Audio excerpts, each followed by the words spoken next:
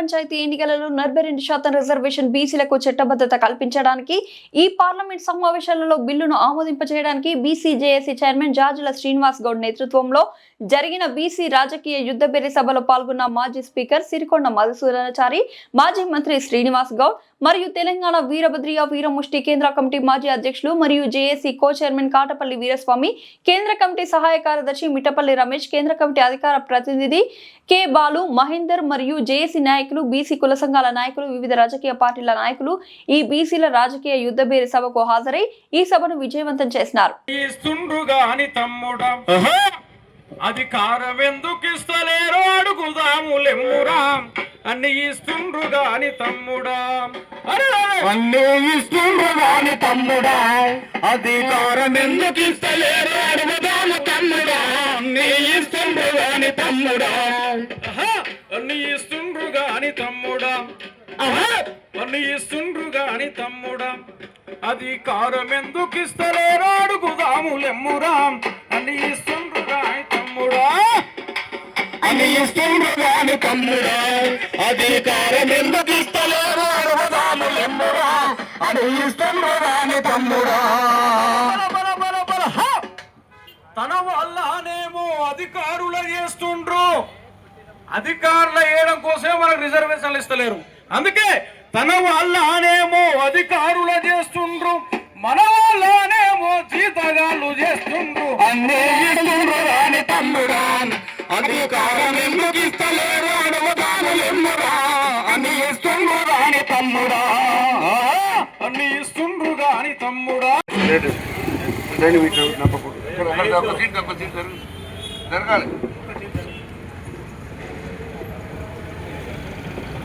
కాబట్టి ఈ 42% రిజర్వేషన్లు అమలు జరపకుండా పోతే ప్రభుత్వానికే కాదు, వేదిక మీద మాట్లాడే ప్రతి ఒక్కరి యొక్క నైతిక బాధ్యత కూడా ఉంటుంది ఇక్కడ. కాబట్టి దీన్ని ఒక నిరంతరమైనటువంటి యుద్ధ ప్రక్రియగా, యుద్ధబేరీగా దీన్ని మోగిస్తూ ముందుకు సాగాలని చెప్పేసి ఇప్పుడు సీనన్న లాంటి వాళ్ళు, ఇప్పుడు సీనన్న స్క్వైడ్ అయిపోయింది. ఇక్కడ ఇద్దరు సీనన్నలు ఉన్నారు. ఒక ఆయన మాజీ మంత్రి సీనన్న, ఒక ఆయన బీసీ ఉద్యమ నాయకుడు సీనన్న. ఇక్కడ మనం ఉన్నటువంటి వాళ్ళు అనేక మంది సీనన్నలు ఈ వేదికల మీద ఉన్నారు. మనకేంటంటే సీనన్నలు, ఏడుకొండల ఎంకన్న పేర్లు ఎందుకు పెట్టుకుంటామంటే మనం ఎన్ని ఆపదల నుంచి మనం వాళ్ళు కాపాడుతారు కాబట్టి ఏడుకొండలవాడ గోవింద గోవింద అంటాం. కాబట్టి మీరు కూడా ఆ ఏడుకొండలవాడిలాగా బీసీల యొక్క హక్కుల సాధన కోసం వెలుదిరిగి చూడకుండా పోరాడాల్సినటువంటి ఒక కర్తవ్యం మాత్రం ఉంది. మనది ఇందిరా పార్క్ ధర్నాల దగ్గర ఉపన్యాసాలకు పరిమితం అయిపోయి వేదికల మీద పాటలకు మాత్రమే పరిమితం కాదు, ఊరూరికి పల్లె పల్లెకి సంబంధించి ఇది ప్రభుత్వం యొక్క ఘోరమైనటువంటి ఓటమి. కారణమే రాజకీయ యుద్ధబేరి సభకు అధ్యక్షత వహిస్తున్న సభాధ్యక్షులు, మరి మాజీ మంత్రివర్యులు, మరి ఈ యొక్క కార్యక్రమాన్ని బీసీ చైర్మన్గా ఉన్న జాజుల శ్రీనివాస్ గౌడ్ అన్న, మరి మిగతా జిల్లాల నుంచి వచ్చిన అనేక బృందాలు ఉన్నాయి.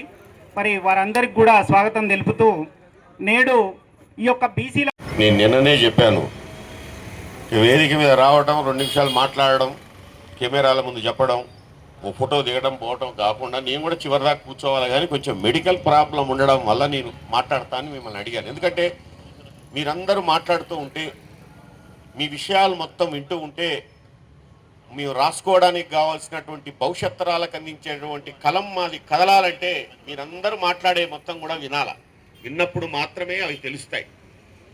చాలా వరకు యుద్ధ బేరిని ఈరోజు జాజుల సీనన్న ఇందిరా పార్క్ దగ్గర మోగిస్తున్నాడు. మేమైతే అన్న ఇక తెలంగాణ రాష్ట్రం వచ్చేటప్పుడు అనుకున్నాం, ఇక ఇందిరా పార్క్ కాడ ధర్నాలకు మాత్రం అవసరం ఉండదేమో, ఇందిరా పార్క్ దగ్గరికి రావాల్సిన పరిస్థితి ఉండదేమో అని చెప్పి అనుకున్నాం. కానీ బీసీలకు సంబంధించినటువంటి ఒక గొప్ప అంశానికి సంబంధించి ఇప్పటికే ఒక 10, 20, 30 సమావేశాలు ఒక ఇందిరా పార్క్ దగ్గరే ధర్నాలు జరిగినటువంటి సందర్భం ఉంది బీసీలకు సంబంధించి. ఈరోజు అక్కడ కాకతీయ యూనివర్సిటీ మా మల్లేష్ వచ్చాడు, ప్రొఫెసర్ మల్లేష్ అని వచ్చారు. ఈరోజు గురజాడ గారు వర్ధంతి, ఈరోజు పేపర్ తీయగానే గురజాడ వర్ధంతి. మీ అందరికీ తెలుసు, దేశం అంటే మట్టి కాదోయ్, దేశం అంటే మనుషులోయ్. మేమేమంటామంటే దేశం అంటే మట్టి కాదు, దేశం అంటే మనుషులంటే కాళోజీ నారాయణరావు గారు ఏమన్నారంటే పనిచేసేవాడే మనిషి తప్ప పనిచేయనోడు మనిషి కాదురా అన్నాడు. ఈ దేశంలో పనిచేసే వాళ్ళంతా కూడా బహుజనులు, బీసీలే కాబట్టి అధ్యక్షులు గణేశారి, వివిధ కుల సంఘాల అధ్యక్షులు, రాష్ట్ర అధ్యక్షులు, జిల్లా అధ్యక్షులు, బీసీ సంఘాల జిల్లా అధ్యక్షులు అందరికీ మరి రాష్ట్ర గంగపూజ సంఘం తరపున, బీసీ జేఎస్ తరపున మీకు అందరికీ స్వాగతం, సుస్వాగతం.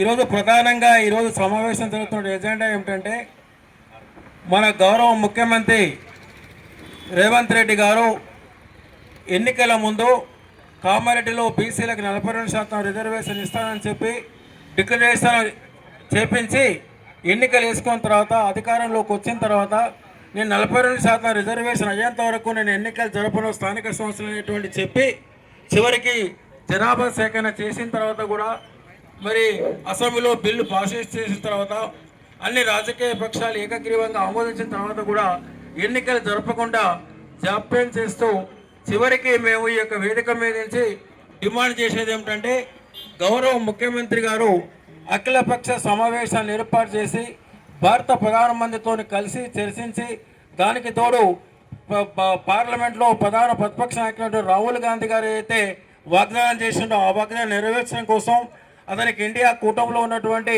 140 ఎంపీలతో కూడా పార్లమెంట్లో క్వశ్చన్ రేజ్ చేసి ఈ రిజర్వేషన్ సాధించే వరకు మా ఉద్యమం ఆగదని, ఈ పోట ఆగదని, ఇది శక్తివంతం లేకుండా జాజుల శ్రీనివాస్ గారి నాయకత్వంలో రాష్ట్రంలో ఉన్నటువంటి అన్ని కుల సంఘాలు, బీసీ సంఘాలు ఏకతాటిగా ఉండి ఉద్యమిస్తామని ఈ ప్రభుత్వాన్ని హెచ్చరిస్తున్నాం.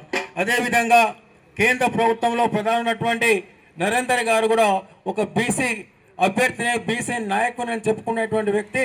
మరి అగ్రవర్ణాల పేదలు ఉన్నటువంటి 10% రిజర్వేషన్లు ఏ కమిషన్ లేకుండా, ఏ కమిటీ లేకుండా వాళ్ళకు మాత్రం అవకాశాలు ఇస్తారు. కానీ బీసీలకు వచ్చేవరకే దాదాపు 79 సంవత్సరాల నుంచి మనకు జరుగుతున్న అన్యాయం ఇది. అదే కాకుండా ఈ మధ్యనే కోర్టులో కూడా మరి నేరోల కింద స్థానిక సంస్థల ఎన్నికల్లో అగ్రవర్ణాలు పిటిషన్ వేస్తే కోర్టులు కూడా వాళ్లకు స్టే ఇచ్చి ఎన్నికలు ఆపినాయి. కాబట్టి ఇప్పుడు బీసీలకు మాత్రం రిజర్వేషన్స్ వచ్చేసరికి స్టే ఇవ్వము, మేము ఇంటర్ఫేర్ కావని చెప్తున్నాం. అంటే